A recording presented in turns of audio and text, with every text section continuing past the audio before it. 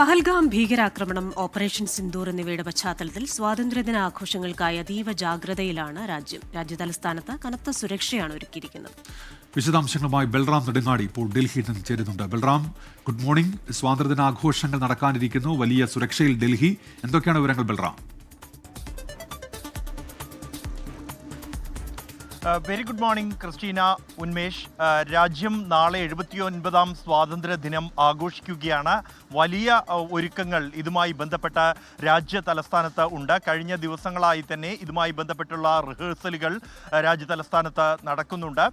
ഒപ്പം തന്നെ തെരുവുകൾ തോറും ഈ ത്രിവർണ്ണ നിറമുള്ള ബൾബുകളും ത്രിവർണ്ണ പതാകകളാലും അലങ്കരിച്ചിരിക്കുകയാണ്.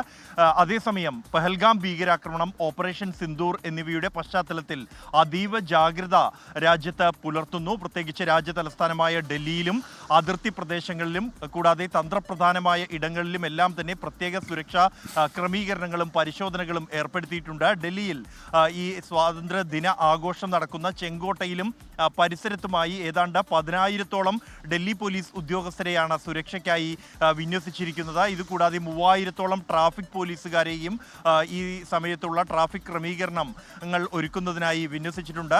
ഈ ഡൽഹി പോലീസിനെ കൂടാതെ തന്നെ അർദ്ധ സൈനിക വിഭാഗങ്ങൾ, സൈന്യം അടക്കമുള്ളവരും വിവിധ ഇടങ്ങളിലായി സുരക്ഷയ്ക്കായി വിന്യസിച്ചിരിക്കുന്നു. ഇത്തവണ ഇത്തരത്തിലുള്ളൊരു ഭീഷണി നിലനിൽക്കുന്ന പശ്ചാത്തലത്തിൽ AI ക്യാമറകൾ അടക്കമുള്ള നിരീക്ഷണ സംവിധാനത്തിന് പുറമെ വാഹനങ്ങൾക്കടിയിൽ ആയുധങ്ങളോ ബോംബുകളോ ഉൾപ്പെടെ ഘടിപ്പിച്ചിട്ടുണ്ടോ എന്ന് പരിശോധിക്കാൻ കഴിയുന്ന തരത്തിലുള്ള പ്രത്യേക സ്കാനറുകളും ആദ്യമായി ചെങ്കോട്ടയ്ക്ക് പരിസരത്തുള്ള 5 പാർക്കിംഗ് ഏരിയകളിലും സ്ഥാപിച്ചിട്ടുണ്ട്.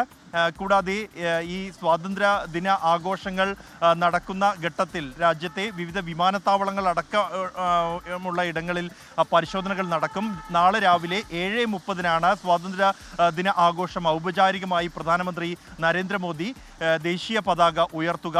അതിനുശേഷം അദ്ദേഹത്തിൻ്റെ പ്രസംഗം ഉണ്ടാകും. കഴിഞ്ഞ 11 വർഷവും പ്രധാനമന്ത്രി തൻ്റെ സ്വാതന്ത്ര്യദിന പ്രസംഗത്തിൽ അദ്ദേഹം വ്യത്യസ്തമായ ആശയങ്ങൾ പങ്കുവയ്ക്കുകയും പ്രഖ്യാപനങ്ങൾ നടത്തുകയും ചെയ്തിട്ടുണ്ട്. അതുകൊണ്ട് തന്നെ ഇത്തവണ ഓപ്പറേഷൻ സിന്ദൂർ അടക്കമുള്ളവയുടെ പശ്ചാത്തലത്തിൽ എന്ത് പ്രഖ്യാപനമാകും പ്രധാനമന്ത്രിയുടെ ഭാഗത്തു നിന്നും ഉണ്ടാവുക എന്നുള്ളത് രാജ്യം ഉറ്റുനോക്കുകയാണ്. ഇന്ന് വൈകിട്ട് രാഷ്ട്രപതി ദ്രൗപദി മുർമു സ്വാതന്ത്ര്യദിന സന്ദേശം രാജ്യത്തിന് നൽകും.